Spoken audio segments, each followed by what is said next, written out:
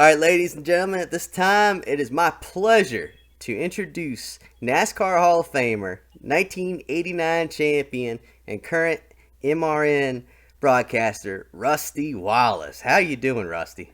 Man, I'm doing good. I'm having a good time right now. I'm on a little bit of vacation with my family down here in Mexico, and heard about what you got going on, and I wanted to be on your show, man. So thank you.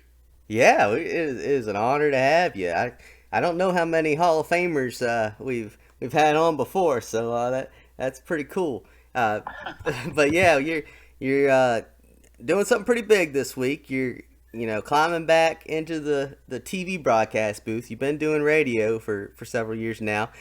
So how did it come about for you to for Fox to get you for this weekend? Did it take much I to persuade you? just No, not really. I mean, I got a phone call last year to do a couple of races, and unfortunately, the two races that they wanted me to do, I was absolutely booked. I had to do something else with the family and my car dealership business. I just couldn't do it.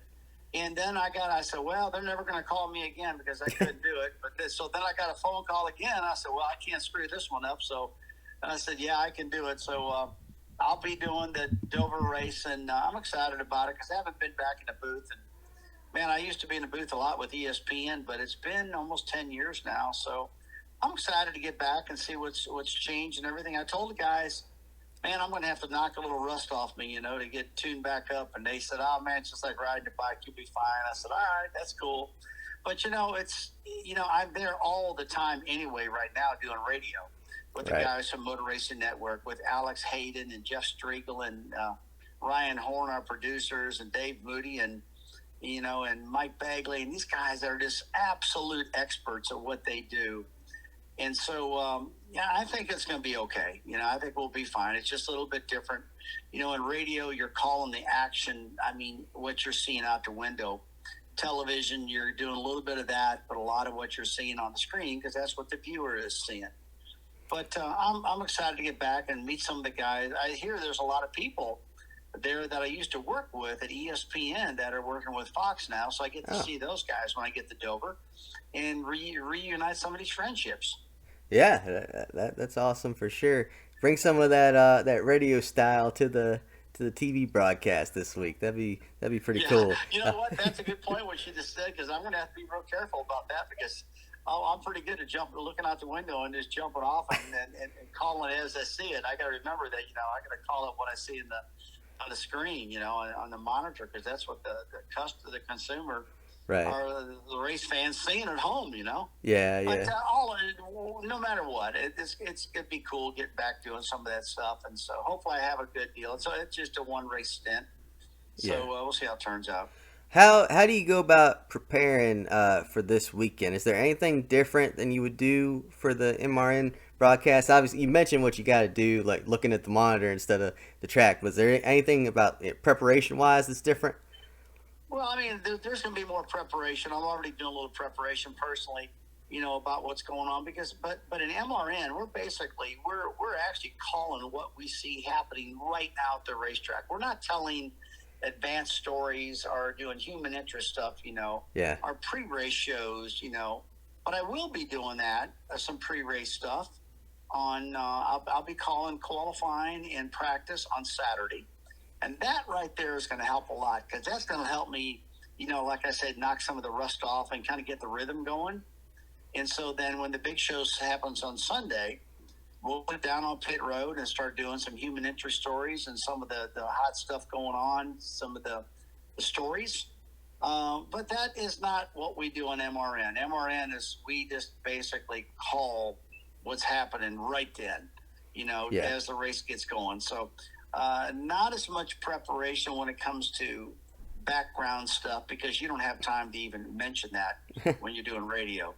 That's So fair. the television is going to give me a little more time to calm down, speak a little slower, be a little more focused, be a little more conversational, and maybe we'll talk about some of the past races and bring the viewers in what's going on.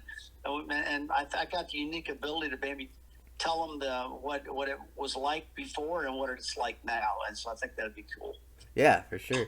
Now it's been 9 years, as you mentioned, since you did TV. It's crazy it's been that long. But is there anything you miss about it? Anything you don't miss about it? No, man, I'll tell you, I was just blessed to be able to do it. I mean, to be able to do, the career I had in NASCAR, win a championship. But God, they put me in 7 different Hall of Fames now. And that is just a really cool deal. And the NASCAR Hall of Fame, obviously, the biggest deal in my life. When it comes to racing, and so I've been real blessed with all that stuff. But when I got to do television back with ESPN days, it was a neat deal. I ran through the whole entire contract. It was a 10-year contract. We did all 10 years, and I was able to, be in the broadcast booth. I was able to do the pre-race shows. I was able to do all the stuff that ESPN offered.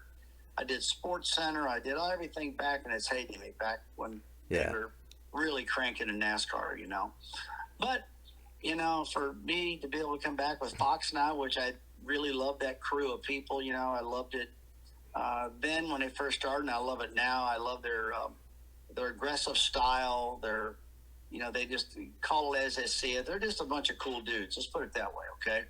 Yeah. And they're real racers.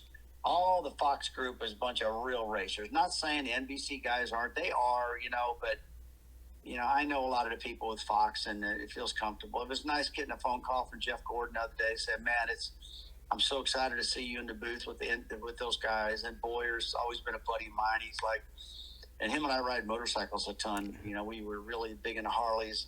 My son, Steven, and him and myself, we're going to do a big rally going into Wilkesboro this year for the All-Star race. We're going to do a big charity thing. It's going to start off Sunday morning. We're going to bring 200 or 300 riders into Wilkesboro. So Boyer, myself, and Steven will be leading that. Oh, wow. And so I got a lot of relationships over there on the Fox side. Well, and so it's going to be I don't think it's going to be as tough as I'm planning. I'm the type of guy that always wants a plan to get everything perfect, and know exactly what I'm doing. I'm talking about how do I get to the track? What am I going to do when I get to the track? Where am I staying at? What am I doing? All the damn detail stuff, Yeah. And so I started all that off again today, just making sure that I don't look like a damn idiot when I get there, Yeah, I know the feeling. I'll look for you at Wilkesboro. I should be down there for that one too. But yeah, so NASCAR's been releasing the 75 greatest drivers list. Now, naturally, you're already on it because you were on the last one.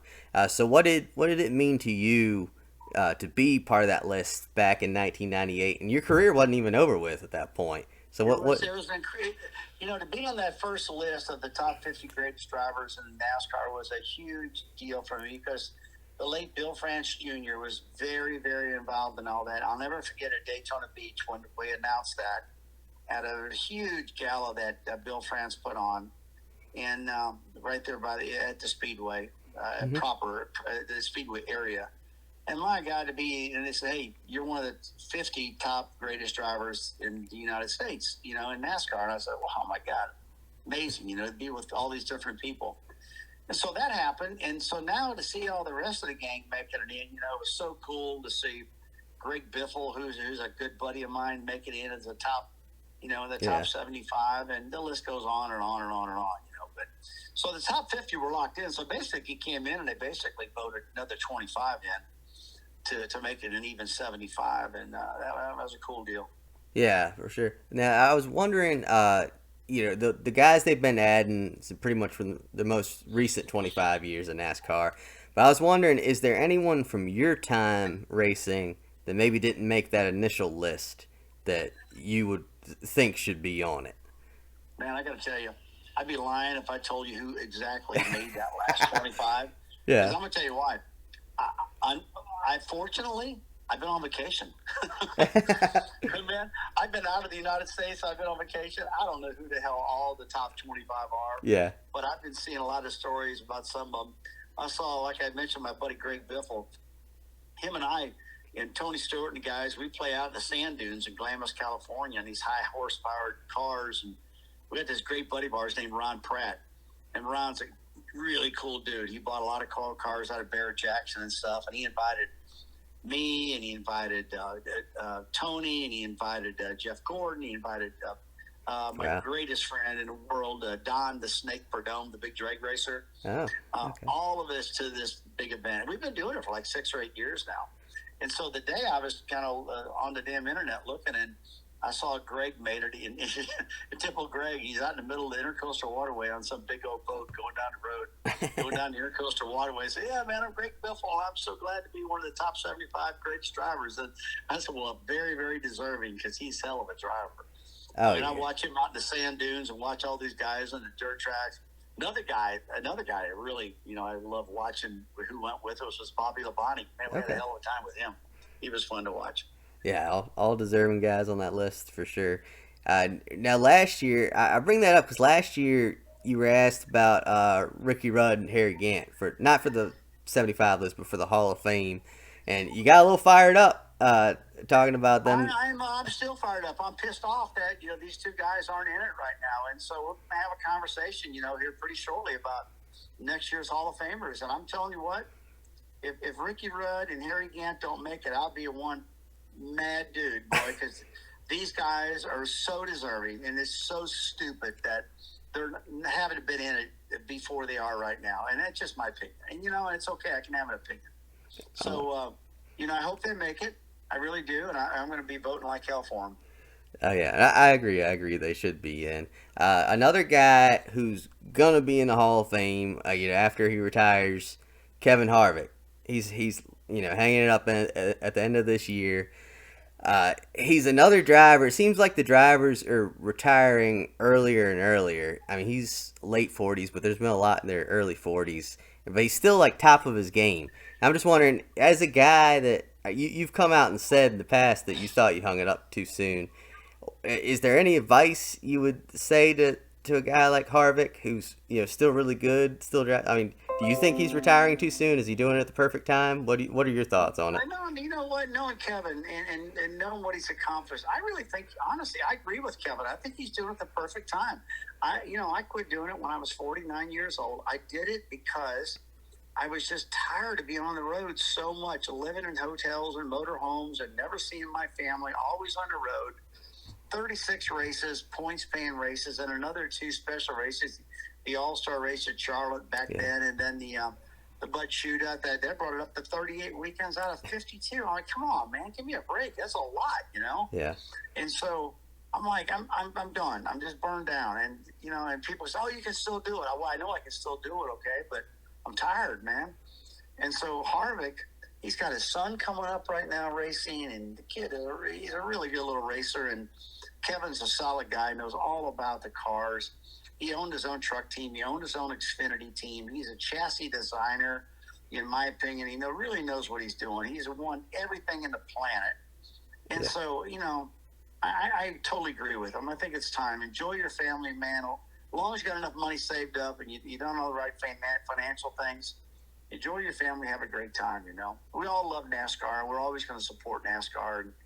And I'm on the NASCAR Foundation Board of Directors because I just want to be in this sport and give back to it. I love it. It made me what I am. And I think that's one of the things I'm a little bit excited about, getting back in the TV booth, kind of get back in there and see all the fans and hear all the comments and all that stuff, But, I don't ever see myself getting out of this sport totally. Just because you don't drive any longer doesn't mean you're not involved in the sport. And so, I got out the driving part, but I'm still involved in many other ways. All right, yeah, that's fair for sure. And you and Harvick both have a lot of interests, a lot of things going on outside of NASCAR, as you mentioned. And I'll send you out on this one. Besides doing the radio broadcast, and besides being on vacation, it sounds like what else you got going on these days? Man, the biggest thing I got going on is one of the most fun things I've ever done. My son and I started a super high performance motorcycle company called Southern Country Customs. And we build super high end Harley Davidson baggers. They're just works of art. They're absolutely beautiful. We've been going to a lot of big motorcycle rallies. The Sturgis Motorcycle Rally that my good friend Mike Helton, the vice chairman of NASCAR, Mm-hmm. started taking us on. He took me and a lot of the drivers, and so he started this whole thing for me to get me so excited about this stuff. And Steven got excited. But right now, we've been going to a lot of rallies. we're the Sturgis Motorcycle Rally. And as we're doing this, we're doing a deal up in the Cashiers Mountain with a fellow by the name of Jimmy Adams, who owns Featherlight Motor Coach Company. We're going to be up there with a lot of customers. Then we'll be going out to Maine, Bunkport, Maine, for the 100th anniversary of Laconia Bike Week. Oh, wow. We'll be out there doing that with my great friend Bentley Warren. We're going to be set up at his place. We'll be at Bentley Warren. We'll be at Sturgis. We're going to be at Rogers, Arkansas for the big rally there. So I'm getting I'm being able to see so many cool NASCAR fans in a different way. That are huge motorcycle people, and I'm a huge motorcycle person. And we're safe, man. We ride these bikes safe, but we're building just beautiful pieces with big horsepower and super high quality bikes. So if you get a chance, go to southerncountrycustoms.com or go to our Instagram page and look at our newest bikes. In fact, I just rolled my brand new one off the showroom floor 2 days ago. I had 2 more things to do on it before I went on vacation. The boys finished it up for me, sent me all the pictures of the bike. It just rolled out. It's just unreal, man. It's bad to the bone, so check it out. Oh, yeah, check it out, people.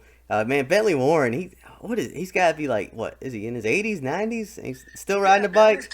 Bentley's close to that. I saw Bentley at Bear Jackson, and Bentley, he puts on one of the biggest motorcycle rallies in the planet. It's always around Laconia Bike Week and a lot of other things, too. But this year is the big one, man. It's the 100th anniversary of Laconia Motorcycle Week.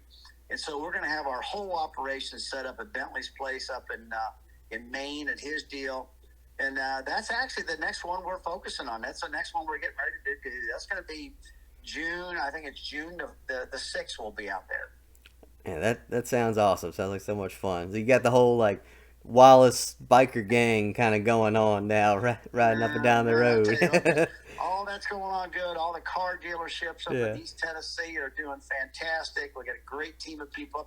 We're up at 9 dealerships now, you know. Really? We're talking 30-some years ago when I won my first race at Bristol, Tennessee. That's what started my involvement in the car dealership business. Yeah.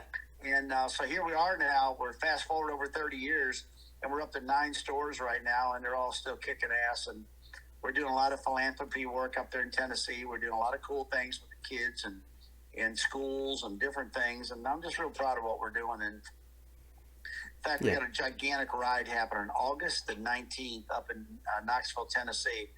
Myself and the mayor up there are doing a big ride to raise money for the Children's Hospital up in Knoxville, Tennessee. So I do a lot of this type of stuff, which it makes my heart feel good, you know? Yeah, how about that? I've been to that dealership right off 81, or Knoxville there area. Yeah, it's a nice dealership. Man. We're up there. Yeah. Thank you. But well, you guys heard he's retired from driving, but still got a whole lot of stuff going on. And old Rusty Wallace never stops moving, huh? Thanks so much for joining us, Rusty, and hey, good luck in the booth this weekend. All right, man. Thanks a lot. Appreciate it. Jared Haas with Frontstretch.com. Make sure to hit that subscribe button. Also, check one of those 2 videos out that we have right beside you. Visit Frontstretch.com for more great content.